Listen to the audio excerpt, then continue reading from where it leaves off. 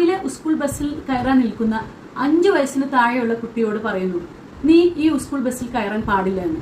കാരണം നിന്റെ അമ്മ ഫീസ് തന്നിട്ടില്ല. 5 വയസ്സിൽ താഴെയുള്ള ബാലന് എന്ത് ചെയ്യാൻ കഴിയും? അവനാകെ കൂടിയിട്ട് അത്ഭുതപ്പെട്ട് മിഴിച്ചു നിൽക്കുകയാണ്. അവനപ്പോൾ ഷാട്ടി പിടിക്കുക, എനിക്ക് എന്തായാലും സ്കൂളിൽ വരണം എന്ന് പറഞ്ഞിട്ട്. പക്ഷെ അവര് മനസാക്ഷിയില്ലാതെ മറ്റു കുട്ടികളെ കയറ്റിയിട്ട് നിർദാക്ഷിന് ആ കുട്ടീനെ റോഡിൽ ഒറ്റയ്ക്ക് വിട്ടുപോയി. അപ്പൊ അടുത്ത വീട്ടില് ഒരു വയസ്സായ സ്ത്രീ ഇതെല്ലാം കണ്ടു. ആ കുട്ടി കരയുന്നത് കണ്ടപ്പോ എന്ത് പറ്റി മോനെ എന്നുള്ള വിവരം അന്വേഷിച്ചു.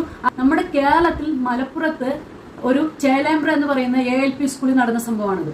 വെറും 1000 രൂപ ബസ് ഫീസ് കെട്ടാത്തതിനെ തുടർന്നിട്ട് ആ കുട്ടീനെ സ്കൂൾ ബസ്സിൽ കയറ്റാതെ ആ ദിവസത്തെ അവന്റെ അധ്യയന ദിവസം വേണ്ടെന്ന് വെച്ചിട്ട് കൊണ്ടുപോവുക. ഇത് എന്ത് തരത്തിലുള്ള വിദ്യാഭ്യാസമാണ്? ആ കുട്ടിയുടെ മനസ്സ് എന്തുമാത്രം വേദനിച്ചു കാണണം.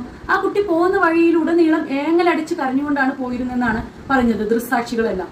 ആ കുട്ടിയുടെ സുഹൃത്തുക്കളെല്ലാം, കൂടെയുള്ള കുട്ടികളെല്ലാം കാണുമ്പോൾ മാനസികമായിട്ട് എന്ത് വിഷമം ഉണ്ടായിരിക്കും ആ കുട്ടിക്ക്. ആ തന്റെ സുഹൃത്തുക്കളുടെ ഇടയിലൊക്കെ വെച്ചിട്ട് ഇങ്ങനെ പറയുമ്പോൾ വെറും 1000 രൂപയാണെന്ന് ആലോചിക്കണം. ഇതാണ് നമ്മൾ കൊടുക്കുന്ന വിദ്യാഭ്യാസം. ഒരു കുട്ടിയോട് നല്ല രീതിയിൽ മര്യാദയ്ക്ക് പെരുമാറാൻ കഴിയാത്ത മാനേജ്മെന്റും സ്കൂൾ അധികൃതരും ആണ് ആ കുട്ടികൾക്ക് വിദ്യാഭ്യാസം കൊടുക്കുന്നത്. അവർ പുതിയ പൗരന്മാരാണ്.